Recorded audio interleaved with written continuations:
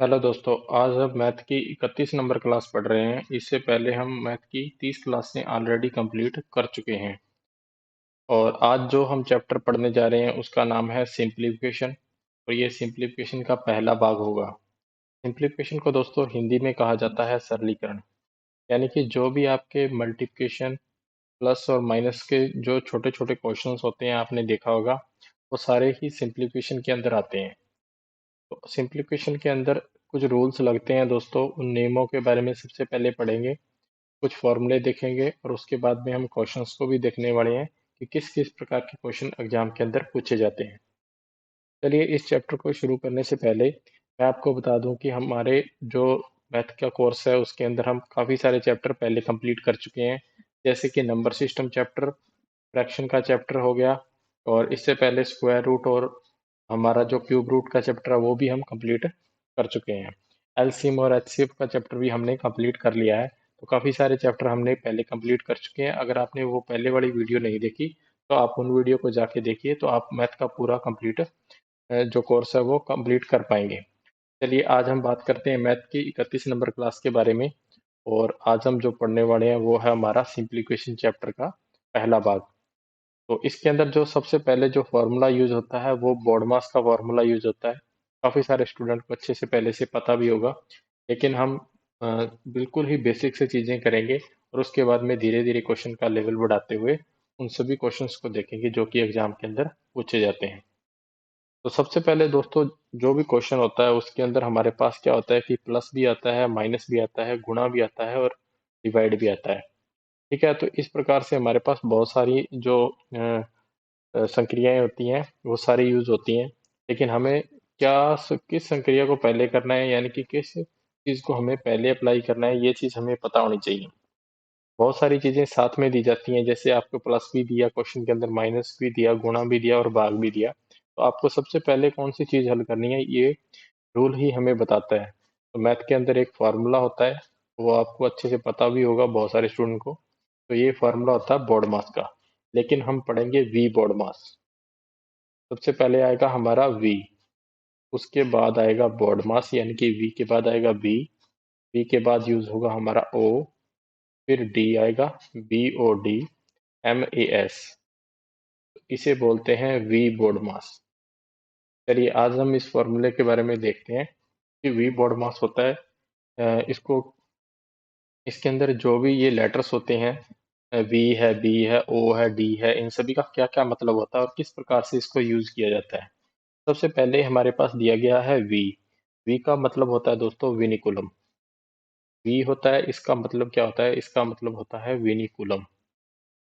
VIN, vinculum. VINIC, N के बाद शायद आई नहीं आएगा। VIN, विनिकुलम। तो विनिकुलम जो है ये सबसे पहले यूज होता है। इसका मतलब हिंदी में क्या होता है, विनिकुलम का मतलब होता है बार। विनिकुलम का क्या मतलब होता है, बार। यानी कि कोई भी नंबर है, कोई भी संख्या है, उसके ऊपर हम बार लगाते हैं तो वो कहलाता है हमारा विनिकुलम। जैसे मान हमने यहाँ नंबर लिखा 5, के ऊपर एक डंडी लगा दी इस प्रकार से, तो ये हो गया 5 के ऊपर विनिकुलम रख गया, यानी कि 5 बार। ठीक है, तो अगर हमने लिखा यहाँ 63, इसके ऊपर बार लगा दिया तो इसका मतलब हो गया 63 बार। तो ये विनिकुलम लग जाता है इस प्रकार से एक लाइन, तो ये बोला जाता है विनिकुलम। इसको हिंदी में बोला जाता है बार। इसके बाद यूज होता है बी। बी का क्या मतलब होता है, बी का मतलब होता है ब्रैकेट। बी को क्या बोलते हैं, बी को बोला जाता है ब्रैकेट्स। BRACKETS, brackets.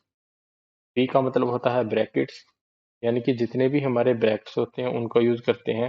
हिंदी में इसको बोलते हैं कोष्टक। हिंदी में क्या बोला जाता है, कोष्टक। तो ब्रैकेट हमारे दो तीन टाइप्स के होते हैं दोस्तों। जैसे कि छोटा ब्रैकेट होता है, ये वाला छोटा ब्रैकेट। के बाद में मंझला ब्रैकेट होता है इस प्रकार से, और फिर होता है सबसे बड़ा ब्रैकेट। इसे छोटा ब्रैकेट बोलते हैं, ये मंझला ब्रैकेट होता है, और ये होता है सबसे बड़ा ब्रैकेट। तो ये तीन टाइप के हमारे ब्रैकेट्स भी मैथ के अंदर यूज होते हैं। और जो इसके बाद में ओ है, ओ का मतलब क्या होता है, ओ का मतलब होता है हमारे पास ऑफ। ओ को बोलते हैं ऑफ। ऑफ का मतलब होता है का। हिंदी में आपको का लिखा मिलेगा और इंग्लिश में ऑफ लिखा मिलेगा। ऑफ के बाद में ओ के बाद में हमारा आता है डी।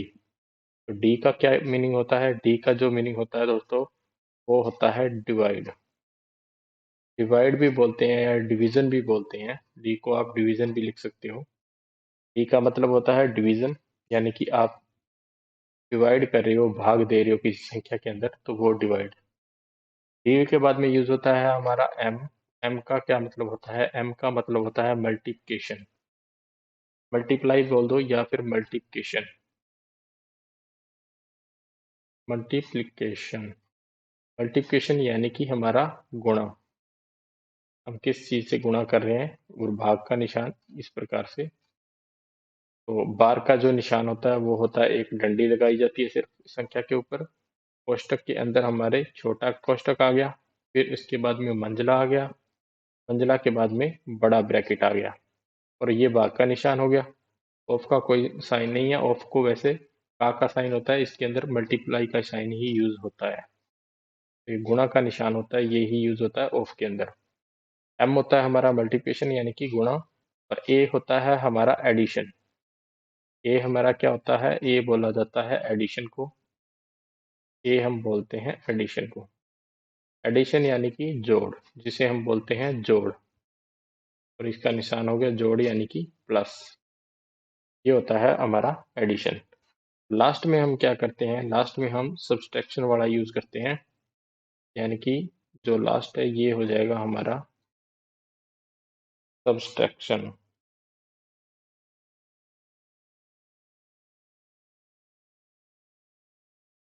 सब्ट्रैक्शन यूज होता है बिल्कुल अंत के अंदर, यानी कि इसको बोलते हैं हम देसी भाषा के अंदर बोलते हैं ना माइनस, जिसे हम माइनस कहते हैं, यानी कि घटाव। हिंदी के अंदर बोलते हैं घटाव।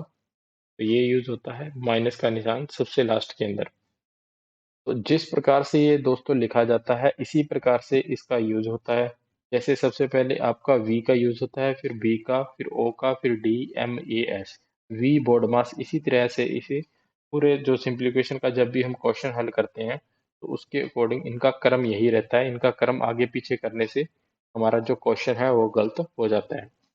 तो इनका क्वेश्चन क्वेश्चन आप गलत ना हो, इसके लिए आप इनका क्रम बदल नहीं सकते। यानी कि सबसे पहले आपको बार को हल करना होगा, फिर ब्रैकेट्स हल होंगे, उसके बाद ऑफ का साइन हल होता है, ऑफ के बाद डिविजिबिलिटी यानी कि डिवाइड, डिवीजन यानी कि भाग भाग का निशान हल होगा, फिर गुणा का, फिर जोड़ का, और फिर घटाव का। जोड़ और घटाव के अंदर प्लस और माइनस को आप आगे पीछे कर सकते हैं, ज़्यादा फर्क नहीं पड़ेगा क्वेश्चन के अंदर। लेकिन बाकी सारे साइंस हैं वो इसी अकॉर्डिंग यूज होंगे। चलिए, अब हम बात करते हैं, ये तो हमने देख लिया इनके सभी के साइन और इन सभी का क्या मतलब होता है वी बोर्ड मास के अंदर। आगे हम एक क्वेश्चन देखते हैं और उसके अंदर इम्प्लीमेंट करके देखते हैं कि ये सभी चीजें किस प्रकार से हमारी काम करती हैं।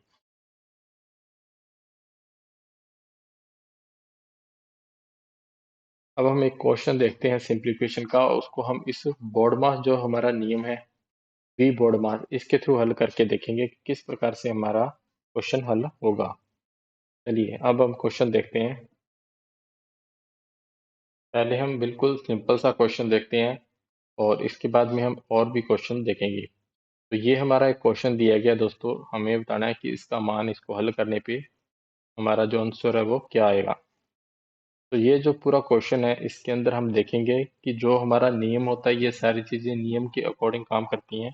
ऐसा नहीं कि आप किस चीज को पहले आपको करना है, वो सारा आपको इस फॉर्मूले से पता लगेगा, वी बोर्डमा से, कि आपको किस चीज को पहले हल करना है और किस चीज को उसके बाद हल करना है। मान लो अगर पूरे क्वेश्चन के अंदर, जैसे हमारे पास ये वाला क्वेश्चन है, इसके ऊपर कोई भी नंबर है उसके ऊपर बार नहीं लगाया गया, यानी कि जैसे हम लिखते हैं यहाँ 8 लिखा, इसके ऊपर ये डंडी लगाई है, तो ऐसा कुछ भी यहाँ नहीं है। यानी कि बार इस क्वेश्चन में नहीं है, इसका मतलब हम वी को पहले छोड़ देंगे, विनिकुलम हमारा है ही नहीं इस क्वेश्चन के अंदर। इसके बाद में हम देखेंगे कि वी के बाद हम बी देखते हैं, बी फॉर ब्रैकेट्स, यानी कि छोटा बड़ा, छोटा ब्रैकेट्स, मंझला ब्रैकेट यानी कि जिसे मीडियम ब्रैकेट्स बोलते हैं, बीच वाला, और बड़ा ब्रैकेट, इन तीनों में से अगर कोई होगा तो उसको हल करेंगे। तो अब हम देख सकते हैं कि इसके अंदर इसके अंदर छोटे ब्रैकेट्स लगाए गए हैं तीन। पहला छोटा ब्रैकेट्स यहाँ पे है, दूसरा यहाँ पे, और तीसरा यहाँ पे, और बाहर एक मंझला ब्रैकेट भी लगाया गया है। तो इन ब्रैकेट्स को हम कैसे हल करते हैं? सबसे पहले हम छोटा ब्रैकेट हल करते हैं दोस्तों, उसके बाद में मंझला ब्रैकेट हल होता है, और उसके बाद में हमारा जो सबसे बड़ा ब्रैकेट होता है उसको हल करते हैं। इनका क्रम भी यही सेम रहता है, पहले ये हल होगा छोटा ब्रैकेट, 2 नंबर पे आपका बीच वाला ब्रैकेट हल होगा मंझला ब्रैकेट, और 3 नंबर पे अगर सबसे बड़ा ब्रैकेट लगाया गया तो वो हल होगा। चलिए अब हम बात करते हैं, सबसे छोटे ब्रैकेट्स को हल करेंगे, इन तीनों ब्रैकेट्स को किस प्रकार से हल होगा। सबसे पहले हम 3 को सेम लिखेंगे, 3 प्लस, और ये मंझला ब्रैकेट वैसे लगा देंगे एक बार, क्योंकि इसके अंदर हम सबसे पहले छोटे ब्रैकेट्स को हल करेंगे। 8 - 5 हमारा आएगा 3, ये छोटा ब्रैकेट हमने हल किया तो हमारा आंसर आया 3। फिर यहाँ प्लस का निशान है तो ये बिल्कुल सेम यहाँ आ जाएगा प्लस का निशान। 4 - 2 हमारा आ जाएगा 2। इस ब्रैकेट्स को भी हमने हल कर लिया। छोटे ब्रैकेट्स जितने भी होंगे सबसे पहले छोटे ब्रैकेट्स को हल करेंगे, उसके बाद में जो हमारा मंझला ब्रैकेट होता है उसको हल करेंगे, और सब उसके बाद में हम बड़े ब्रैकेट्स को हल करते हैं। इसके बाद में यहाँ है निशान प्लस का, तो प्लस लिखेंगे, और जो भी निशान होगा वो यहाँ लिख दिया जाएगा। इसके बाद में 2 + 8/13, इसको बिल्कुल आप सेम भी लिख सकते हो, 2 + 8/13, या इसको हल करना चाहो तो हल भी करके आप इसको लिख सकते हो। चलिए अब हम देखते हैं कि आगे, ये हमने हल कर लिया ये सारा प्रोसेस, या इसको आप हल करना चाहो, आपको डाउट लगेगा, थोड़ा प्रॉब्लम होगी, ये ऐसे कैसे लिख दिया। तो 13 × 2 = 26, इसका 2 से गुणा होगा, 13 × 2 = 26, 26 में आप 8 को क्या करोगे, प्लस करोगे, तो ये आएगा आपके पास 34, 34 बटा में आ जाएगा 13। तो ये हमने अंदर वाले जो छोटे ब्रैकेट से सबसे पहले इनको हल किया। अब हम मंझला ब्रैकेट हल करेंगे और फिर बड़ा ब्रैकेट। बड़ा ब्रैकेट तो इस क्वेश्चन में दिया ही नहीं गया, हमारे पास मंझला ब्रैकेट दिया गया, तो हम मंझला ब्रैकेट को हल करेंगे। 12 3 प्लस, अंदर जो संख्याएं हैं उनको हल करें, अंदर 3 और 2 क्या हो जाएगा 5, प्लस में आ जाएगा आपका 34 बटा में 13। तो ये मंझला ब्रैकेट हल हो गया। तो अब हम यहाँ ब्रैकेट्स के निशान को क्या करेंगे, हटा देंगे। अब हमारे पास 3 5 प्लस 34/13 है, 5 और 3 हो जाएगा 8, प्लस 34/13 है, इसको आप फिर से तोड़ सकते हो आसान करने के लिए क्वेश्चन को, जैसे कि 2 + 8/13 भी वापस देख सकते हो, ताकि ये क्वेश्चन थोड़ा इजी हो जाए। 8 और 2 10 हो जाएंगे, तो 10 + 8 बटे कितना हो जाएगा, 13 आ जाएगा। तो ये आपका क्या आ जाएगा, आंसर आ जाएगा। तो ये इस फ्रैक्शन को अगर आप आगे भी हल करना चाहो तो आगे भी 13 का मल्टीप्लाई 10 से करके 8 ऐड कर दो, तो 138 बटा के अंदर 13 भी आपका आंसर आ जाएगा। तो कैसे भी हो वो ऑप्शन पे डिपेंड करता है कि आपको किस प्रकार के ऑप्शन दिए गए हैं। तो इस क्वेश्चन को हमने बिल्कुल आसानी से देखा, बिल्कुल आसान सा क्वेश्चन लिया हमने, और उसको देखा कि जो हमारा बॉडमास रूल है उसके अकॉर्डिंग हम क्वेश्चन को कैसे हल करते हैं। इसके बाद में हम एक और क्वेश्चन देखते हैं, और इम्पोर्टेंट क्वेश्चन। यह है हमारा वी बॉडमास का नियम, इसके अकॉर्डिंग सारे क्वेश्चन हल होते हैं। इसको आप अच्छे से नोट कर लीजिएगा, आप अच्छे से रीड कीजिएगा। अगर आपको इस चैप्टर में प्रॉब्लम है सिंप्लीफिकेशन के अंदर, तो आप इसको अच्छे से नोटबुक पे नोट करके आप इसको 2 या 3 बार प्रैक्टिस प्रैक्टिस इसकी जो प्रैक्टिस करोगे तो फिर आपको ये सारे क्वेश्चन आसानी से आप हल कर पाओगे।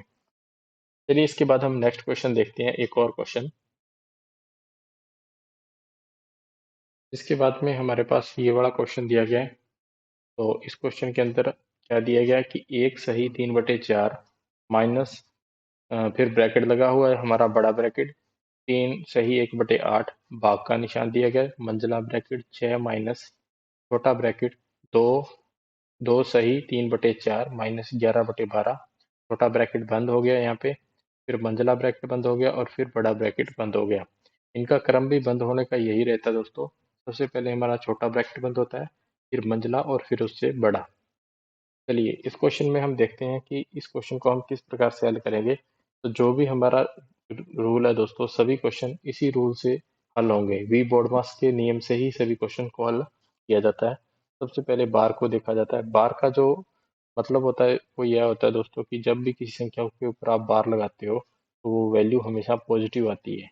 विनिकुलम का अगर आपको नहीं पता, जैसे हमने 5 के ऊपर बार लगाया तो आप उसको हल करोगे तो 5 आएगा, अगर -5 के ऊपर बार लगाया तब भी आपका वैल्यू 5 ही आएगी, यानी कि ये पॉजिटिव वैल्यू देता है अपने आप में के अंदर।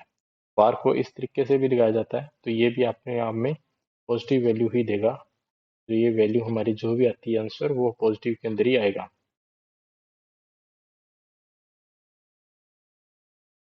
चलिए अब हम इस क्वेश्चन के बारे में बात करते हैं। तो इस क्वेश्चन को कैसे हल करेंगे, इसके अंदर सबसे पहले हम जो ये रकम दी गई है 1/3/4 इसको हल करेंगे। 4 × 4 = 4 का गुणा। हमेशा इस अगर आपको ये चीज भी नहीं हल करनी आती, छोटी सी चीज, आप याद रखिए हमेशा इसका इससे गुणा होता है और ऊपर वाले के अंदर जो भी आंसर आता है वो प्लस होता है।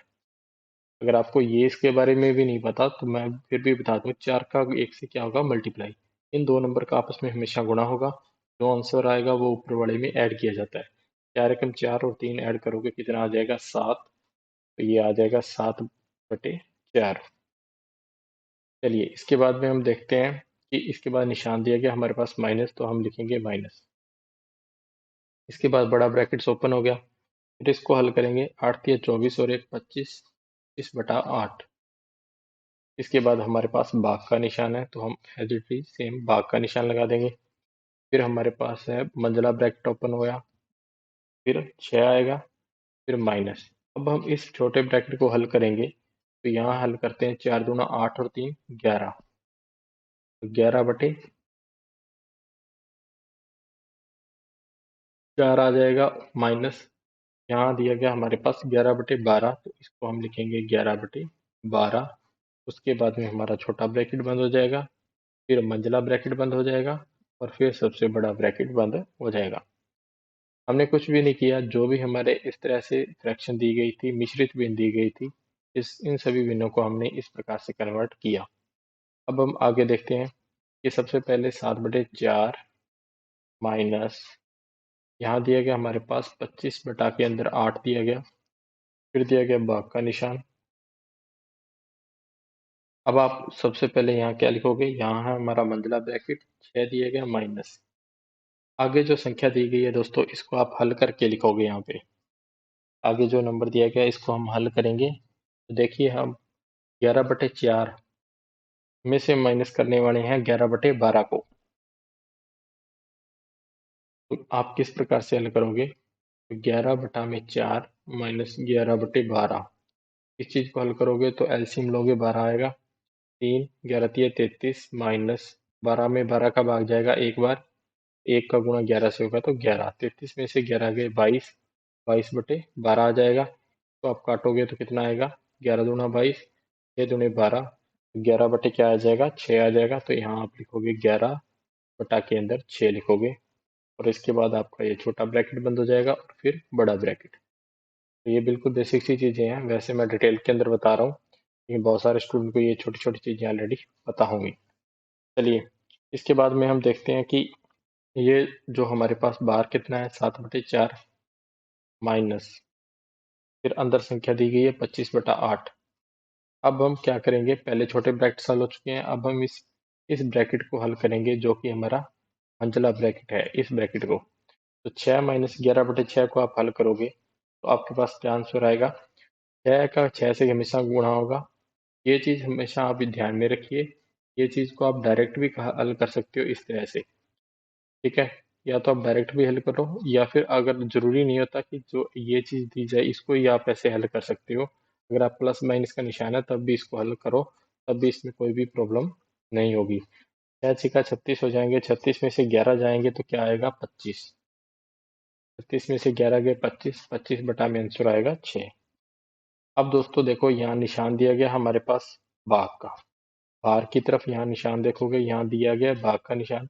तो जब भी आपको भाग के निशान को गुणा में बदलना हो, आप जो भी संख्या दी जाती है उसका उल्टा लिखोगे, संख्या का उल्टा कर दोगे। संख्या का उल्टा का मतलब यहाँ आंसर आ रहा है 25/6, यहाँ भाग का निशान है। अगर हम यहाँ गुणा का निशान लगाना चाहें, गुणा में बदलें इसको, तो ये संख्या हमारी उलट जाएगी, 6/25 हो जाएगी और इसके बाद ब्रैकेट हमारा क्लोज हो जाएगा। आप इस चीज को ध्यान रखिएगा, जब भी आप भाग के निशान को गुणा में बदलें तो जो भी आंसर आएगा उसका आप उल्टा लिखना है। यानी कि अगर आपके पास मान लो वैल्यू आ गई 43 वैल्यू आ गई, आप यहाँ पे फिर भाग का निशान के आगे 43 आंसर आया तो गुणा के बाद आपका 1/43 हो जाएगा। अगर भाग के निशान के आगे आपका आंसर आया 4/5, तो गुणा के अंदर आपका आंसर 5/4 हो जाएगा। इस प्रकार से ये एक दूसरे के उल्टे होते हैं, आपको उल्टा लिखना है उसका। जो भी आ रहा है आंसर उसका उल्टा करके आंसर लिखोगे तो वो निशान है वो बदल जाएगा गुणा के अंदर। ताकि हम इसको हल कर पाए इसलिए हमने इसको हल करने के लिए भाग के निशान को कन्वर्ट कर दिया गुणा के अंदर। अब देखते हैं आगे। आगे हमारे पास क्या दिया गया कि जो ये संख्या है या तो आप इसको काट सकते हो या आप ऊपर वालों का मल्टीप्लाई करके नीचे वालों का मल्टीप्लाई करके डिवाइड भी कर सकते हो। लेकिन जब मल्टीप्लाई करके डिवाइड दो करोगे तो संख्या थोड़ी बड़ी हो जाती है, इसलिए हम इसको थोड़ा हल करते हैं आगे। 8 को आप काटोगे तो ये आप हाफ करोगे तो यहाँ 4 आएगा। ऊपर अगर अ, ऊपर वाले नंबर को आप 4 से अगर ऊपर नीचे नंबर को काटोगे तो 4 दूना 8 हो जाएगा, 4 सात 28 हो जाएगा। फिर 2 से 6 को काटोगे तो 2 तिया 6 हो जाएगा, 7 या 21 हो जाएगा। ठीक है, तो इस प्रकार से ऊपर क्या बचेगा आपके पास 7/4 माइनस 21/25। 7/4 माइनस 21/25 बचेगा। इसके अंदर थोड़ी सी हमने एक गलती कर दी कि यहाँ 28/8 नहीं है। यहाँ पे हमारे पास जो नंबर है वो कितना है, वो नंबर है हमारे 25/8 है, यहाँ 28/8 नहीं है। ये है ये हमारा 25/8। ठीक है, तो अब हम इसको हल कर सकते हैं। अब इसको हल करेंगे तो क्या आएगा, ये 25 से 25 हमारा कैंसिल हो जाएगा। 6/8 है, 6 का हाफ 3 हो जाएगा, 8 का हाफ हमारा 4 हो जाएगा, 3/4 आ जाएगा। इसको आगे हल करेंगे तो क्या आएगा 7/4, 7/4 माइनस 3/4। लघुत्तम लोगे नीचे एलसीएम 4 आएगा, 7 में से 3 जाए नीचे। अगर दोनों संख्याएं सेम है तो आप डायरेक्ट उसी संख्या को ऊपर वाली में से ऊपर वाली प्लस या माइनस डायरेक्ट कर सकते हो। 7 में से 3 जाएंगे 4 आएगा, 4 में 4 का भाग दोगे 1। इस क्वेश्चन का जो आंसर आएगा वो आएगा 1। तो इस चीज से इस प्रकार से हम क्वेश्चन को हल करते हैं। अब एक बात और भी ध्यान में रखिए, जब भी दोस्तों जो हमारे ब्रैकेट्स होते हैं उसके बाहर अगर निशान माइनस का हो तो अंदर वाली संख्याओं के जो साइन होते हैं वो चेंज हो जाते हैं। चलिए इस चीज को मैं एक बार थोड़ा सा आपको बता दूं कि अगर अब मान लो यहाँ मान लो निशान माइनस का है, अंदर आपके पास कुछ ऐसी संख्याएं दी गई हैं। ठीक है, कुछ भी संख्याएं हैं, मान लो ये संख्याएं दी गई हैं। आप जो अंदर वाला है या तो आप अंदर वाले सभी संख्याओं को हल करो, उसके बाद में माइनस का निशान इम्प्लीमेंट कर दो, या फिर आप अंदर वाली संख्याओं के निशान चेंज कर सकते हो। बाहर अगर माइनस का है निशान तभी आपके अंदर वाली संख्याओं के निशान बदलते हैं, अगर बाहर प्लस का निशान है तो अंदर वाली संख्याओं के निशान नहीं बदलते। जैसे यहाँ बाहर माइनस का निशान है तो आप अंदर वाली संख्याओं के निशान सभी संख्याओं के बदल जाएंगे। यानी कि 45 यहाँ प्लस का है तो यहाँ माइनस का हो जाएगा, 6 यहाँ प्लस का है तो माइनस का 6 हो जाएगा, यहाँ 3 माइनस का है तो माइनस का गुणा होने के बाद में प्लस का 3 हो जाएगा। इस प्रकार से अंदर वाली जो संख्याएं होती हैं उन सभी संख्याओं के निशान आपस में बदल जाते हैं। प्लस वाले संख्याएं हो जाती हैं माइनस की और माइनस वाली संख्याएं प्लस की बदल जाती हैं, इस प्रकार से। तो ये थी एक छोटी सी बेसिक बात जो ऑलरेडी हमने बताई हुई है पहले भी क्लासों के अंदर, लेकिन हमने फिर से इसको रिपीट किया। चलिए इसके बाद में हम देखते हैं आगे और क्वेश्चन देखते हैं।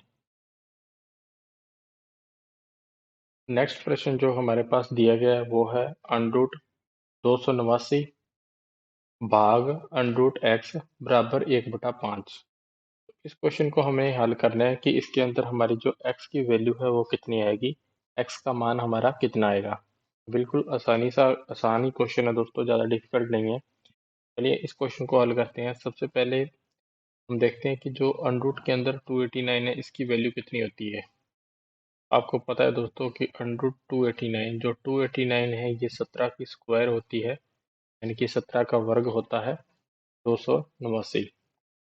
तो यहाँ हम लिखेंगे 17 के बाद में भाग है तो भाग हम यानी कि बटा के अंदर अनरूट एक्स आ जाएगा हमारा, बराबर दिया गया हमारे पास 1/5। अब हम इसको आगे हल करेंगे। आगे हल करने के लिए हम क्या करेंगे, इसका क्रॉस मल्टीप्लिकेशन प्रकार से गुणा। अनरूट एक्स का जब आप 1 से गुणा करोगे तो आएगा अनरूट एक्स। 17 का 5 से गुणा करोगे 17 5 85 एक्स बराबर। जब आप अनरूट को एक साइड में हटाते हैं तो दूसरी साइड में अंदर क्या होता है, जो भी नंबर हो उसके ऊपर स्क्वायर लग जाएगी, यानी कि उसका वर्ग हो जाएगा। जब आप एक साइड से रूट को हटाया जाता है तो दूसरी साइड के अंदर स्क्वायर के अंदर बदल जाता है। तो दूसरी साइड में जो भी नंबर होगा उसकी क्या लग जाएगी, स्क्वायर लग जाएगी। तो 85 की स्क्वायर होती है 7225। जितने भी नंबर्स होते हैं जिनके लास्ट के अंदर 5 आता है दोस्तों, उनकी स्क्वायर बड़ी आसानी से आप निकाल सकते हो। जैसे यहाँ 85 है, 8 को आप क्या करोगे, नेक्स्ट नंबर से मल्टीप्लाई करोगे, 8 नहीं 72, और 5 की स्क्वायर हमेशा 25 आती है, 7225 इसका आंसर हो जाएगा। इसी प्रकार से अगर 65 की आप स्क्वायर निकालना चाहो तो 6 को आप क्या करोगे, नेक्स्ट नंबर 7 से मल्टीप्लाई करोगे, 6 7 42, और 5 की स्क्वायर आपकी 25 हो जाएगी, तो 42 25 65 की स्क्वायर हो जाएगी। तो ये सारी ट्रिक्स हैं जो ये हम पिछली क्लासों के अंदर बात कर चुके हैं। उन क्लासों में मैंने आपको ये सारी ट्रिक्स पहले ही ऑलरेडी बता चुका हूँ। चलिए अब हम देखते हैं अगला प्रश्न। नेक्स्ट जो क्वेश्चन दिया गया है वो दिया गया है 1 सही 1/2 प्लस 11 सही 1/2 प्लस 111 सही 1/2 प्लस 1111 सही 1/2। और इस क्वेश्चन को हमें हल करना है। सभी के अंदर प्लस दिया गया है तो इन सभी नंबर्स को हमने क्या करना है, ऐड करना है। तो जब भी आपके पास में इस प्रकार से जो हमारी मिश्रित भिन्न आती है दोस्तों, मिश्रित भिन्न दी जाए तो आपको जब भी नंबर्स को ऐड करना हो तो जो साइड के अंदर नंबर लिखा होता है उसको आप पहले ऐड कीजिए, और जो फ्रैक्शन दी गई हैं उनको आप अलग से ऐड कीजिए, और बाद में आप इनको इकट्ठा ऐड कर सकते हैं ताकि आपका क्वेश्चन थोड़ा आसान हो जाए। तो आपको क्या करना है, जब भी ऐसा क्वेश्चन देखने को मिले, आपको जो साइड के अंदर पहले नंबर दिया जाता है, यहाँ दिया गया 1, 11, 111 और फिर 1111, इन सभी नंबर को आप पहले ऐड कीजिए अलग से।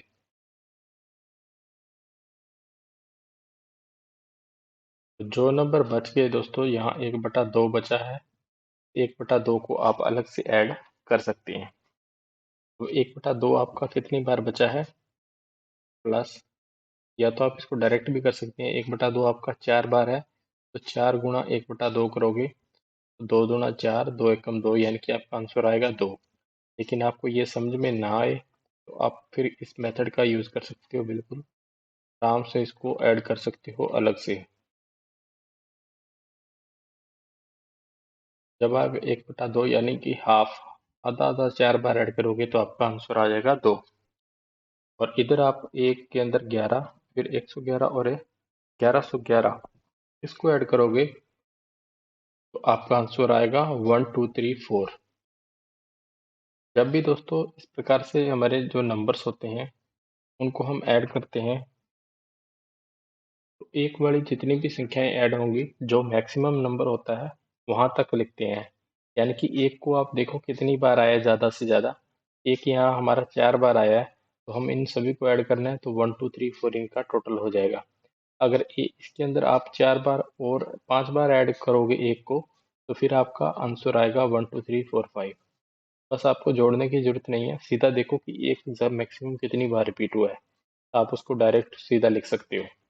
यहाँ एक हमारा 4 बार रिपीट हुआ है तो हम 1 2 3 4 लिख सकते हैं, या आप अलग से जोड़ लगाओगे तब भी आपका आंसर 1234 ही आएगा। 1234 में आप 2 का ऐड करोगे तो आंसर आएगा आपका 1236। ये आपका राइट आंसर हो जाएगा। चलिए इसके बाद में हम नेक्स्ट क्वेश्चन देखते हैं। तो ये भी क्वेश्चन इंपॉर्टेंट है, इस प्रकार से हम क्वेश्चन देखने को मिलता है एग्जाम के अंदर। हाँ, बार लगी हुई है दोस्तों, 3 - 2 के ऊपर क्या लगाया गया है, ऊपर की तरफ एक बार लगाई गई है। बार जिसे हम इंग्लिश में बोलते हैं विनिकुलम। हमने दोस्तों पहले देखा था, इसी क्लास के अंदर मैंने आपको बताया था कि वी, जो वी का मतलब क्या होता है हमारा, जो वी स्टार्ट के अंदर वी आता है इसका मतलब होता है विनिकुलम यानी कि बार।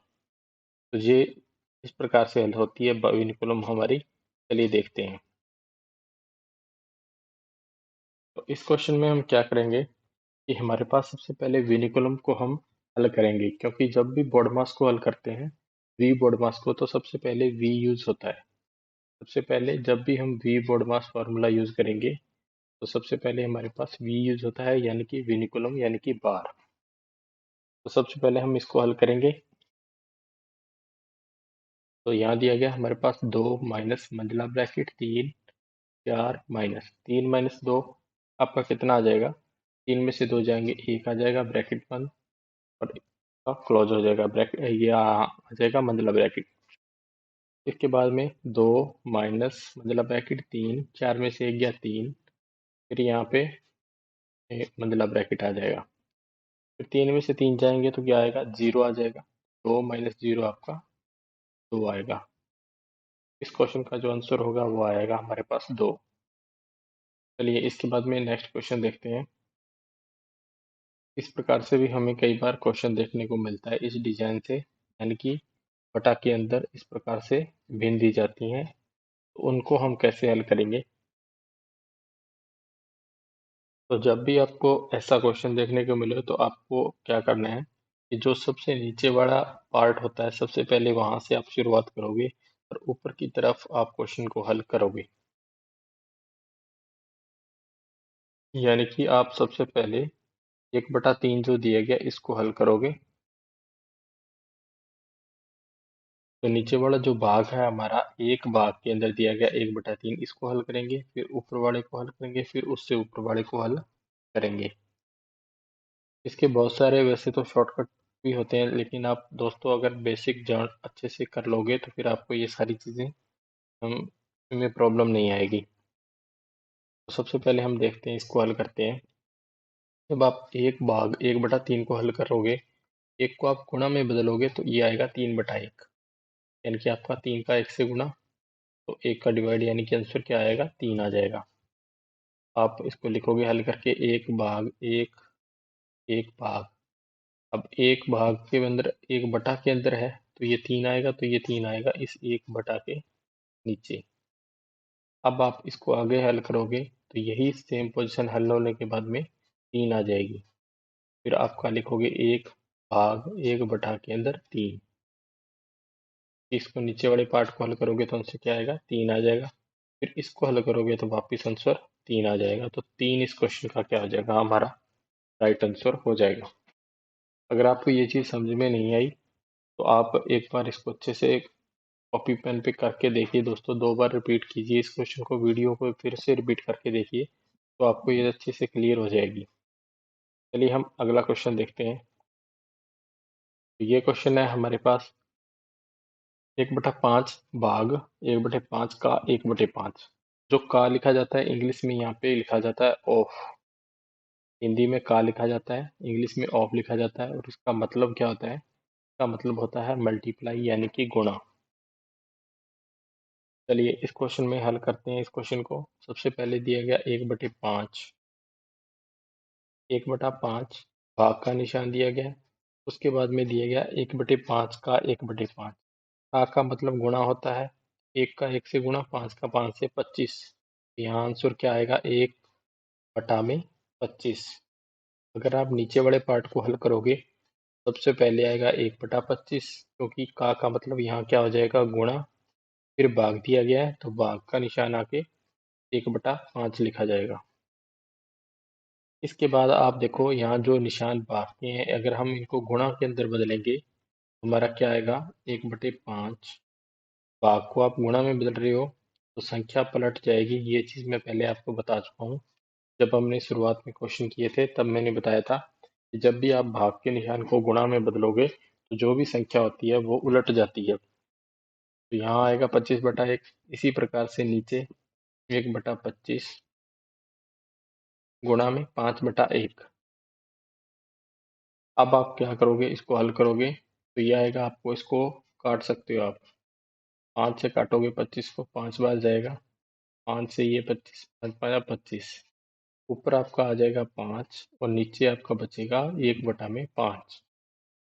जो नीचे वाला 5 है दोस्तों, अब देखो ये चीज़ अगर आपको समझ में ना आए तो ऊपर वाला भाग है उसको आप 5/1 लिख सकते हो।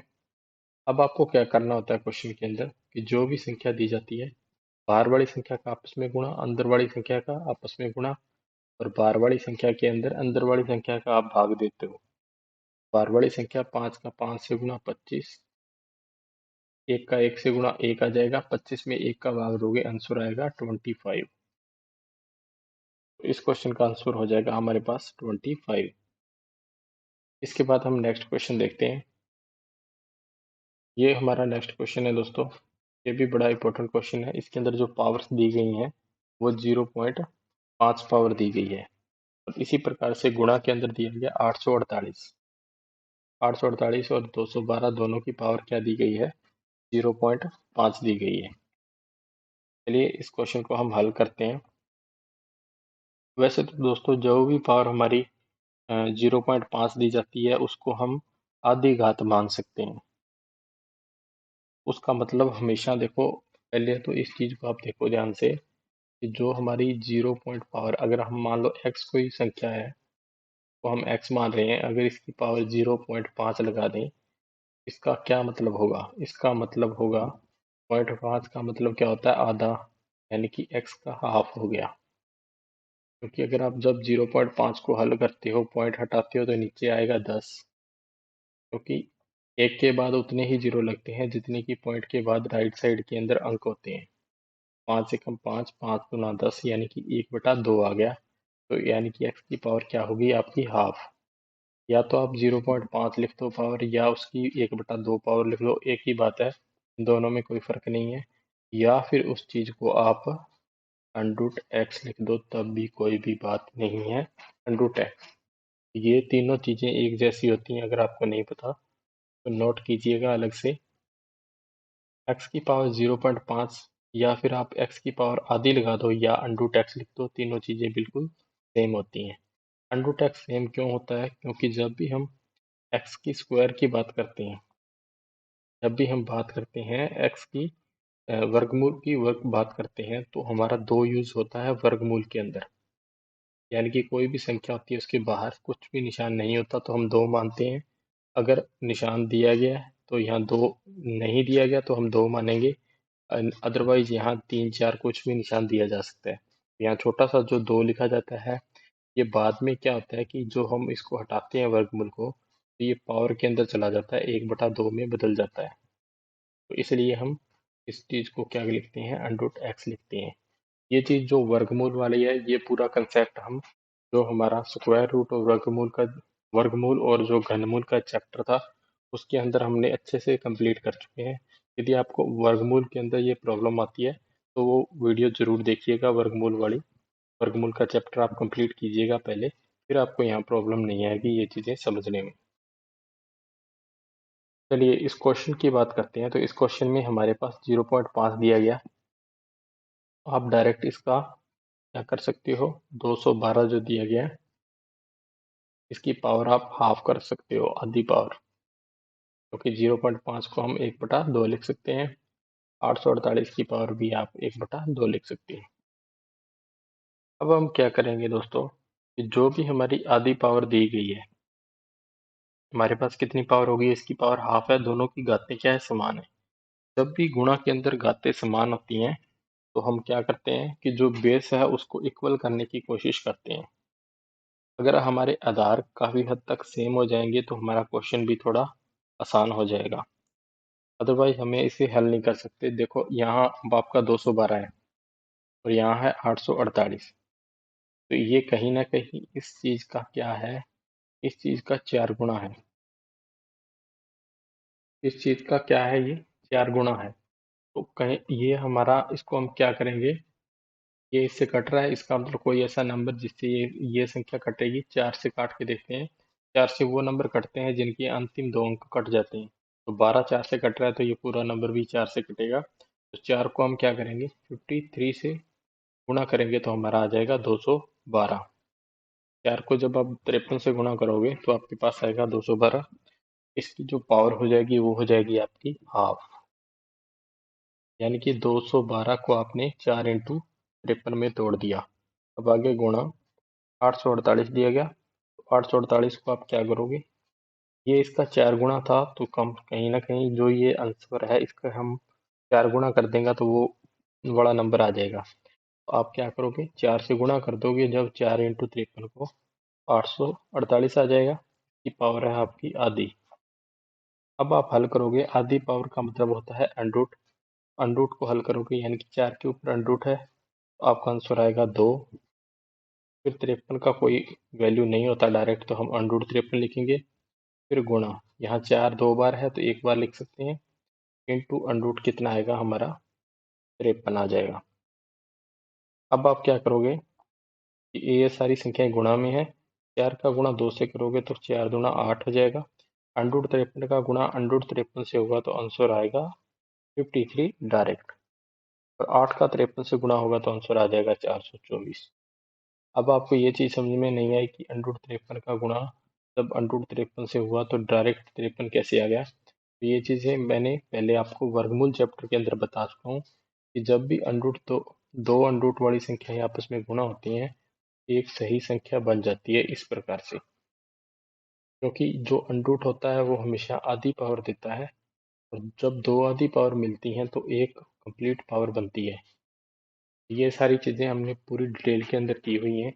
अगर आप वर्गमूल और बड़ा चैप्टर देखोगे तो वो वहाँ से आपको ये सारी चीज़ें क्लियर हो जाएंगी। इसको हम बार बार क्वेश्चन के अंदर रिपीट नहीं करेंगे।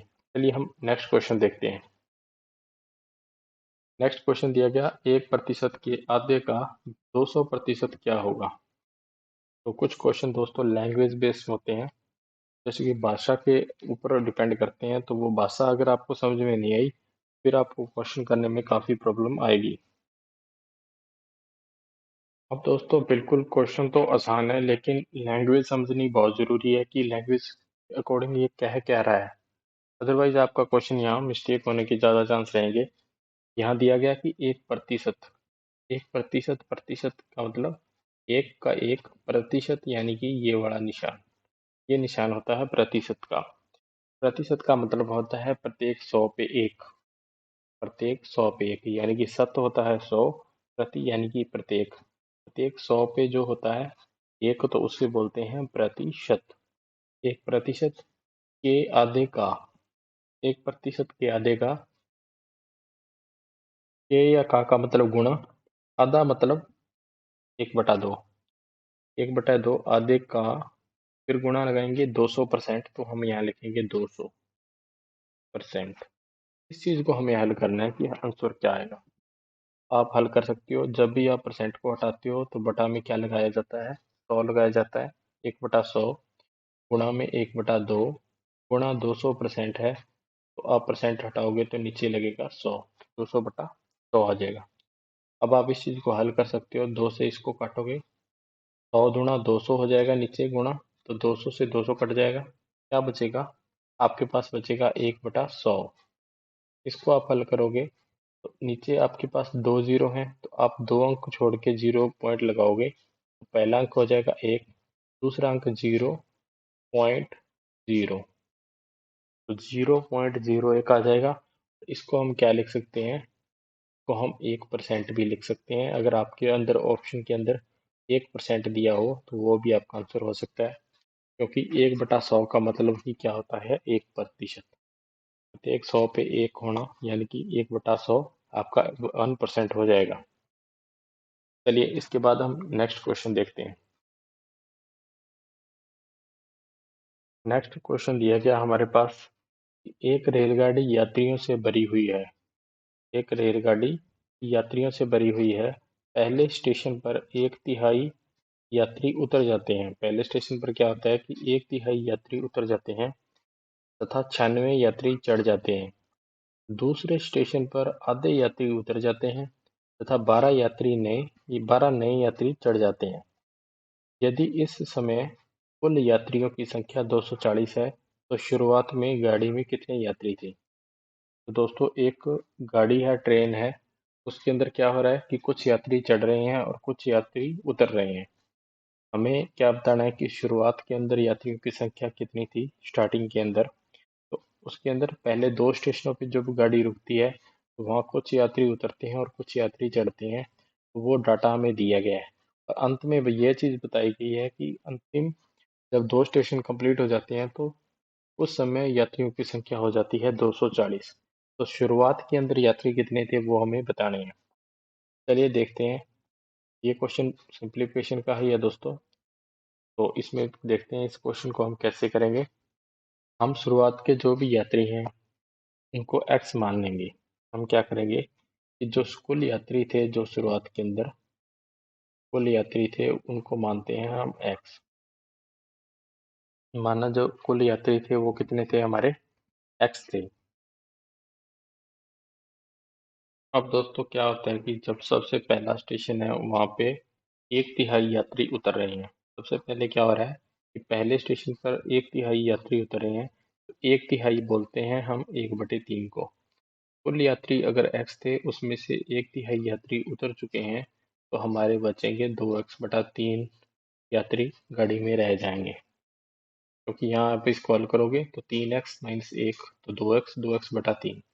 तो आपके पास अब जब यात्रियों की कितना 1/3 यात्री उतरने के बाद आपकी संख्या हो जाएगी 2x/3।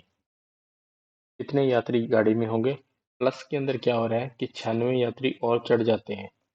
96 यात्री चढ़ रहे हैं तो हम प्लस में क्या करेंगे, 96 को ऐड कर देंगे, 96 यात्री इसके अंदर और चढ़ जाएंगे। चलिए इसके बाद हम देखते हैं कि दूसरे स्टेशन पे आधे यात्री उतर जाते हैं। ये यात्री अब रेलगाड़ी के अंदर है, इसका आधा, यानी कि इसके आधे यात्री क्या हो रहे हैं, दूसरे स्टेशन पे उतर रहे हैं। आधे यात्री जब उतर जाते हैं तो इतने ही यात्री बच जाएंगे रेलगाड़ी के अंदर। प्लस के अंदर क्या हो जाएगा कि 12 नए यात्री चढ़ जाते हैं, तो प्लस में हम 12 को ऐड करेंगे कि 12 यात्री उसके अंदर और चढ़ जाएंगे। अब रेलगाड़ी में जो यात्रियों की संख्या होगी वो इतनी रह जाएगी जितना कि ये हमारा पूरा कैलकुलेशन, इसको हल करेंगे ये यात्री रह जाएंगे गाड़ी के अंदर 240।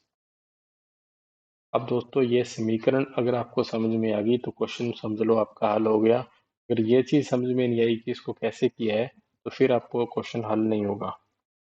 क्योंकि देखो ये चीज़ आपको ध्यान से इसको रीड करना होगा। ध्यान से अगर आप इसको पढ़ोगे तो फिर आपको ये चीज़ें क्लियर हो जाएंगी। कुल यात्री हमने x माने, उसमें से सबसे पहले स्टेशन पर 1/3 यात्री उतर रहे हैं, तो x में से 1/3 को हम माइनस कर रहे हैं, तो हमारे पास यात्रियों की संख्या रह रही है 2x/3। अब 96 यात्री चढ़ रहे हैं तो 2x/3 में हम 96 को ऐड कर रहे हैं, तो पहले स्टेशन के बाद जो कंडीशन होगी वो ये वाली कंडीशन हमारी हो जाएगी। इसके बाद जब दूसरा स्टेशन आता है दोस्तों, तो दूसरे स्टेशन पे क्या आता है कि आधे यात्री उतर रहे हैं। जब आधे यात्री उतरते हैं स्टेशन पे तो आधे ही रेलगाड़ी के अंदर बच जाते हैं, यानी कि इसका आधा उतरेगा तो आधा ही, इसका हाफ ही बचेगा। प्लस में 12 यात्री और चढ़ेंगे तो प्लस हम 12 ऐड कर देंगे। और अब 12 यात्री चढ़ने के बाद इस समय कुल यात्रियों की संख्या 240 है, तो हम बराबर करेंगे 240 के। तो अब हम इसको हल करेंगे, तो आप कैसे हल करेंगे, इस 3 का गुणा इस 2 से हो जाएगा, तो ये 3 दूना कितना हो जाएगा, 6 हो जाएगा। क्योंकि आप डिवाइड कर रहे हो तो नीचे वाले का नीचे वाले से गुणा होता है और ऊपर वाले का ऊपर वाले के अकॉर्डिंग हल होती है।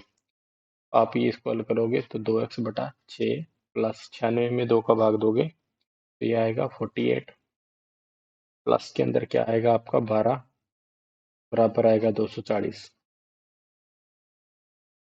2x/6 बराबर कितना आएगा, 48 और 12 को ऐड करोगे ये 60 हो जाएगा। जब आप 60 को माइनस करोगे 240 में से, ये आएगा 180। 2 से 180 को काटोगे 90, 9 6 54, 54। एक्स बराबर आएगा 540। 540 यात्री थे शुरुआत के अंदर गाड़ी के अंदर। चलिए इसके बाद नेक्स्ट क्वेश्चन देखते हैं। नेक्स्ट क्वेश्चन है, वह संख्या ज्ञात करो जिसका 1/3 उसके 5वें भाग से 16 अधिक है। वह संख्या बतानी है जिसका 1/3 उसके 5वें भाग से क्या हो रहा है, 16 अधिक हो रहा है। इसके अंदर हम क्या करेंगे, ये भी बिल्कुल आसान है, उस संख्या को हम x मान लेंगे तो इस क्वेश्चन को हल कर सकते हैं। वह संख्या ज्ञात करो, तो वो संख्या हम मान चुके हैं कि वो संख्या क्या है, x है। उसका 1/3, इस संख्या का 1/3 कर दिया हमने, x/3 हो जाएगा।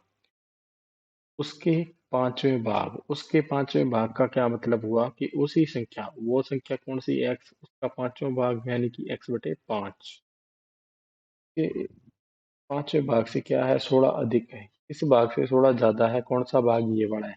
तो ज्यादा में से अगर हम छोटा भाग को माइनस करेंगे तो आंसर आएगा 16। जब भी कोई संख्या, पूरी गणित के अंदर याद रखिएगा, जब भी कोई संख्या अधिक हो या कोई भी संख्या दूसरी संख्या से कम हो, तो बात हमेशा किस चीज की होगी, अंतर की होगी। अंतर यानी कि बात हमेशा डिफरेंस की होगी, अंतर की होगी। जब भी कोई चीज़ किसी चीज़ से ज़्यादा होती है या कोई चीज़ किसी चीज़ से कम होती है तो बात हमेशा अंतर की होती है, डिफरेंस की होती है, यानी कि माइनस की होती है। x/3 माइनस x/5 आपका कितना आएगा? 16। आप इसको हल करोगे कितना आएगा? 5x माइनस 3x और बराबर आएगा आपका 240। क्योंकि यहाँ एलसीएम लोगे तो एलसीएम कितना आएगा आपका? 15। 15 का जब आप 16 से गुणा करोगे तो 15 की स्क्वायर होती है। 15 का 16 से गुणा करोगे तो डायरेक्ट भी कर सकते हो। देखो 15 को आप डबल करोगे 30, 16 का हाफ कर दो 8, तो 30 अट्ठे 240। तो ये आपका कितना आएगा? 240 आ जाएगा। 5x में से 3x गई, 2x, 2x बराबर 240, x बराबर आएगा आपका 120। 120 इसका आंसर आ जाएगा। इसके बाद में नेक्स्ट क्वेश्चन देखते हैं। नेक्स्ट क्वेश्चन जो दिया गया हमारे पास वो दिया गया है कि एक व्यक्ति अपनी आय का 1/4 भाग खाने पे, 2/3 भाग घर के किराए पर और शेष उसके पास 630 रुपये बचते हैं, तो उसके घर का किराया कितना है? इसके अंदर दोस्तों जब भी ये आय वाला सवाल आता है इस प्रकार से तो ये दो टाइप्स के क्वेश्चन होते हैं। एक तो होता है कि आपको अलग अलग, जैसे कि इस क्वेश्चन के अंदर है अपनी आय का 1/4 भाग खाने पे, 2/3 भाग घर के किराए पे और शेष उसके पास इतने रुपये बचते हैं, तो घर का किराया आपको बताना है कितना है। कई बार क्या होता है दोस्तों कि कई इसी क्वेश्चन के अंदर जैसे दे दिया जाए कि एक व्यक्ति अपनी आय का 1/4 भाग खाने पे और उसका 2/3 भाग 2/3 भाग घर के किराए पे खर्च करता है, तो क्वेश्चन बदल जाएगा।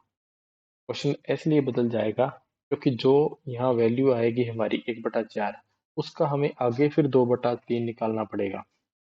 तो इसमें क्वेश्चन में थोड़ा चेंजेस आ जाता है। उस क्वेश्चन की हम आगे नेक्स्ट वीडियो में बात करेंगे। अभी फिलहाल देखते हैं इसी क्वेश्चन के बारे में। यहाँ दिया गया एक व्यक्ति अपनी आय का 1/4 भाग खाने पे खर्च कर रहा है, तो मान लेते हैं कि जो भी उसकी आय रही होगी वो एक्स रही होगी। जो भी उसकी आय है वो कितनी है? एक्स है।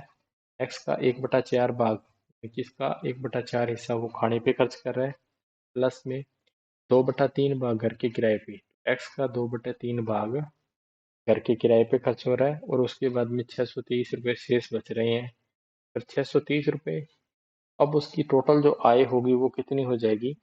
उसको मान लो टोटल आय थी उसकी एक्स, उसकी टोटल आय एक्स थी, एक्स रुपये कमाता है।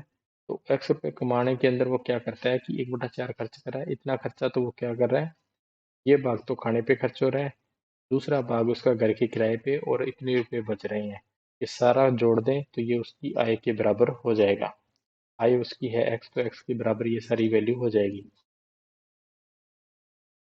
इसके बाद में क्या है कि इस चीज़ को हम हल करेंगे, तो एक्स वाली जो संख्या है इसको हल करेंगे तो कितना आ जाएगा हमारे पास? ये 4/3 है, इसको हल करोगे आप, ये 12 आएगा LCM. 3x plus 3 × 4 = 12, 4×2 = 8, 8x plus 1630। तो यहाँ आएगा 11x/12 प्लस 1630, x बराबर ये आएगा। तो अब हम क्या करेंगे, x में से इसको माइनस करेंगे, या आप इस पूरी नंबर्स को आप 12 से मल्टीप्लाई भी कर सकते हो, तब भी ये हल हो जाएगा। 12 से मल्टीप्लाई करोगे तो 12x बराबर 11x प्लस 1630 इंटू 12। और अब आप 12 में से 11x को जब माइनस करोगे तो यह कितना आएगा आपके पास में? x आ जाएगा और ये वैल्यू आएगी 1630 इंटू 12। अब जो आपके पास में ये है, ये उसकी क्या है? ये उसकी टोटल आय आ गई। 1630 इंटू 12, ये उसका टोटल आय आ गई। अब हमें क्या बताना है? हमें बताना है घर का किराया। क्वेश्चन में क्या पूछा गया है? घर के किराए की बात की गई है कि घर का किराया बताओ। जो भी उसकी आय है दोस्तों, आय का 2/3 हिस्सा घर के किराए पे खर्च होता है। तो आय है उसकी 1630 टू 12, ये उसकी आय है। इसका 2/3 भाग घर के किराए पे खर्च होता है, इसका हम 2/3 हिस्सा निकालेंगे। 3 से काटोगे, 3 × 4 = 12, 4×2 = 8, तो 1630 इंटू 8। यहाँ हम थोड़ी मिस्टेक कर रहे हैं। यहाँ मिस्टेक क्या हो रही है कि यहाँ पे हम 630 है, यहाँ 1630 नहीं है, यहाँ क्या है 630 है। एक को हटा देते हैं यहाँ से, ये जो वैल्यू है ये आएगी हमारी 630। ठीक है, 630, ये इसको हटेंगे 4 आ जाएगा, 3 चौके 12, 4 दूने 8। तो 630 का जब आप 8 से मल्टीप्लाई करोगे तो ये कितना आएगा, 8 से 24, 4 हसल 2, 8 48 और 2 50, 5040। ये आपका आंसर आ जाएगा। उसके घर का किराया आ जाएगा 5040, यानी कि 5040। जब भी दोस्तों आगे जब इसमें क्वेश्चन में जो चेंजेस होते हैं वो हम नेक्स्ट वीडियो में करेंगे। उसके अंदर क्या डिफरेंस होता है कि वो देता है कि 1/4 भाग खाने पे और उसका 2/3 भाग घर के किराए पे, और उसका जब और वर्ड का यूज होता है या इंग्लिश में एंड वर्ड का यूज होता है तो फिर उसके अंदर थोड़ा डिफरेंस हो जाता है, क्योंकि उसके अंदर बैलेंस निकालना पड़ता है कि शेष कितना बचेगा, शेष बचेगा उसका आगे फिर हल करना पड़ता है। थोड़ा सा क्वेश्चन डीपली चला जाता है। चलिए आगे हम देखते हैं नेक्स्ट क्वेश्चन। नेक्स्ट क्वेश्चन है हमारा, किन्हीं तीन क्रमागत विषम प्राकृत संख्याओं का योग 147 दिया गया है। किन्हीं तीन क्रमागत प्राकृत संख्या विषम प्राकृत संख्याओं का योग 147 है, तो बीच वाली संख्या क्या होगी। ऐसा क्वेश्चन हमने पहले भी नंबर सिस्टम चैप्टर के अंदर भी किया था। यहाँ एक बार इसको फिर से देखते हैं इस क्वेश्चन को। इस क्वेश्चन की एक ट्रिक भी होती है, लेकिन पहले हम पूरा डिटेल में देखते हैं, उसके बाद में हम ट्रिक्स को भी देखेंगे। तो किन्हीं तीन क्रमागत विषम प्राकृत संख्याओं का योग अगर 147 है, तो वो तीन क्रमागत विषम प्राकृत संख्याएं कौन कौन सी होंगी। क्रमागत होता है क्रम के अनुसार यानी कि कंटिन्यू, और विषम यानी कि जो ओड होती है विषम होती है, जिसके अंदर दो का पूरा पूरा भाग नहीं चला जाता और जाता नहीं है वो विषम होती है, जिसके अंदर भाग जाता है वो हमारी सम होती है। तो प्राकृत संख्याएं होती है हमारे नेचुरल नंबर्स। नंबर सिस्टम में हमें डिटेल्स में इनके बारे में बात की थी, लेकिन यहाँ एक बार देखते हैं।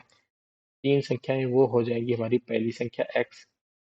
अगर पहली विषम संख्या x है तो उसमें कितने जोड़ेंगे कि नेक्स्ट विषम संख्या आएगी, तो x+2। क्योंकि जब आप ये अगर यहाँ एक मानोगे तो यहाँ दो जोड़ोगे तो तीन आ जाएगा। ठीक है, तो आपको कितना ऐड करना पड़ेगा, दो ऐड करना पड़ेगा।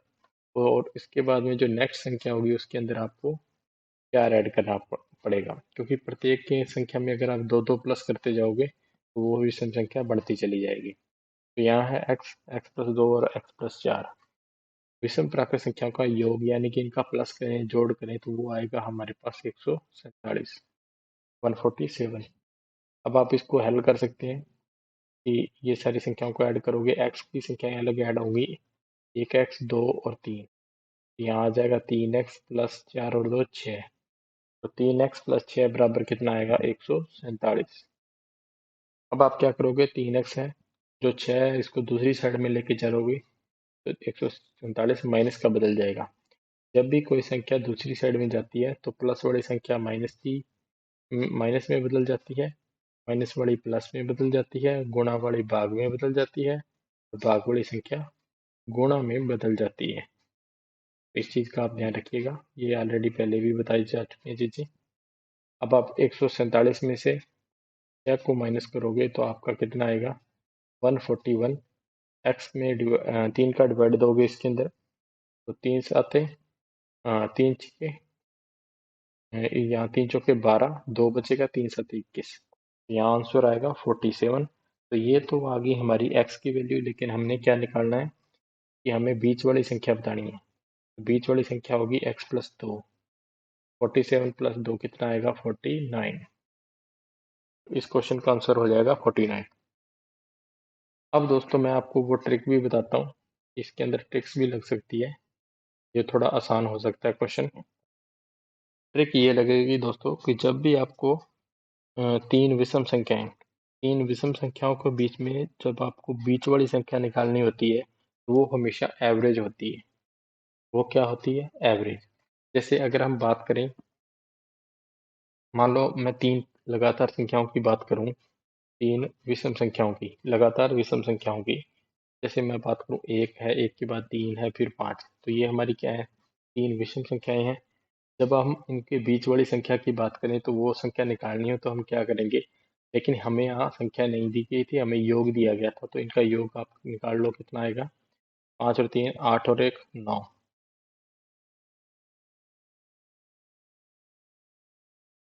चलिए इसके बाद हम नेक्स्ट क्वेश्चन देखते हैं, हमारा अगला क्वेश्चन। नेक्स्ट क्वेश्चन है हमारा, दो संख्याओं का योग 15 सही 1/3 है और उनका अंतर 2/3 है।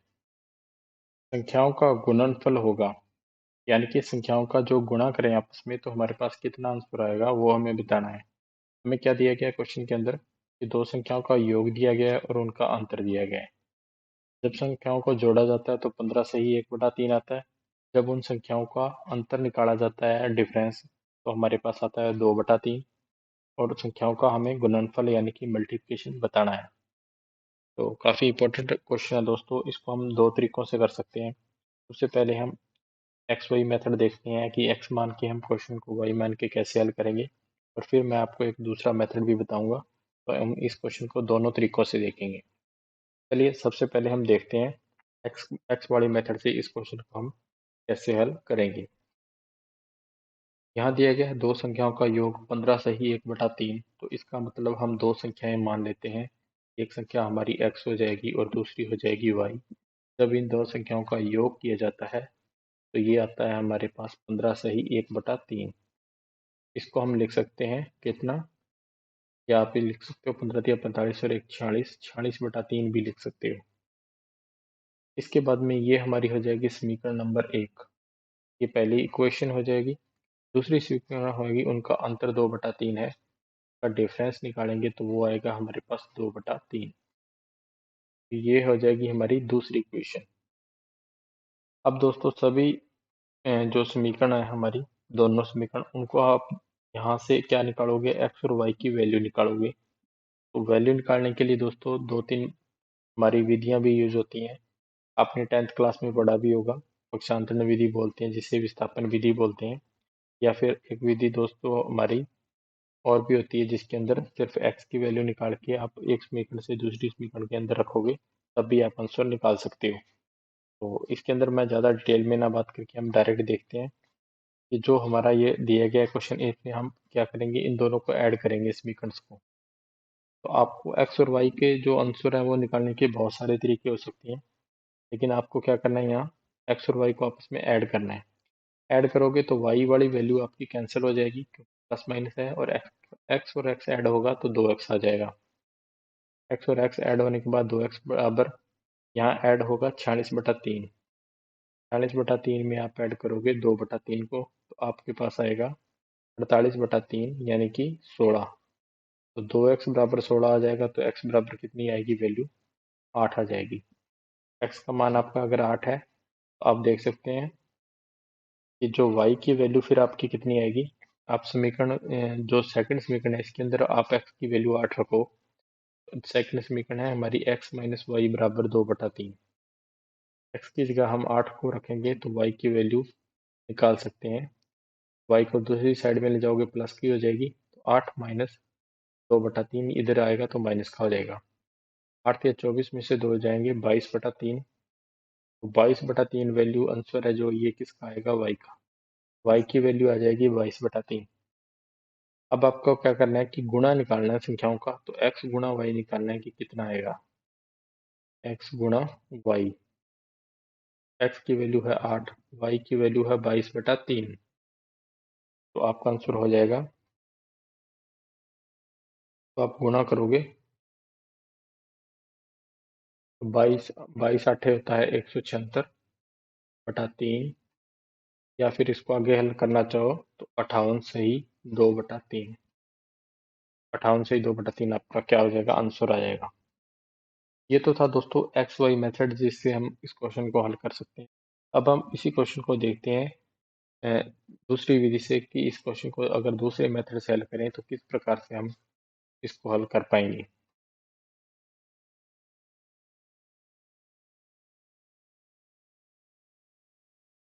अब दूसरी विधि में हम देखते हैं कि इस क्वेश्चन को कैसे हल करेंगे। दूसरा जो मेथड है दोस्तों उसके अंदर क्या है कि आप एक फार्मूले का यूज कर सकते हो।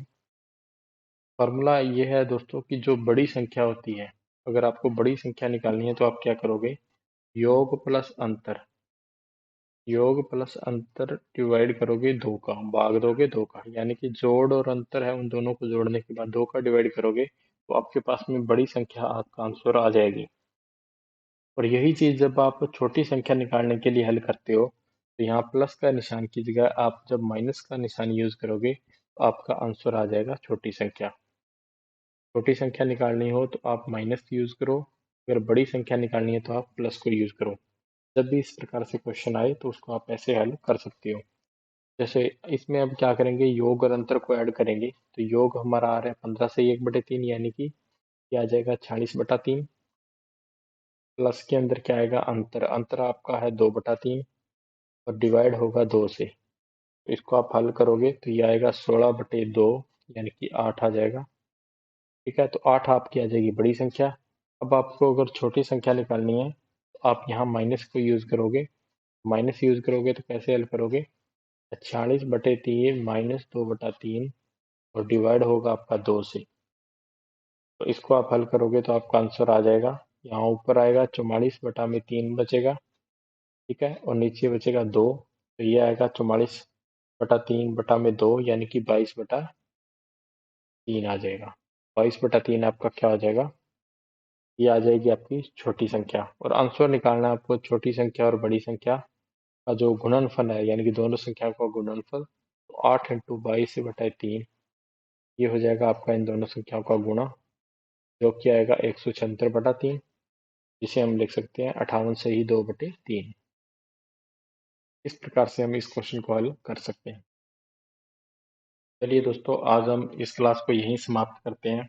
अगर आपको ये क्लास अच्छी लगी है तो इस क्लास को आप एक लाइक कीजिएगा, और अगर आप हमारे चैनल को पहली बार देख रहे हैं तो इस चैनल को आप सब्सक्राइब कर सकते हैं।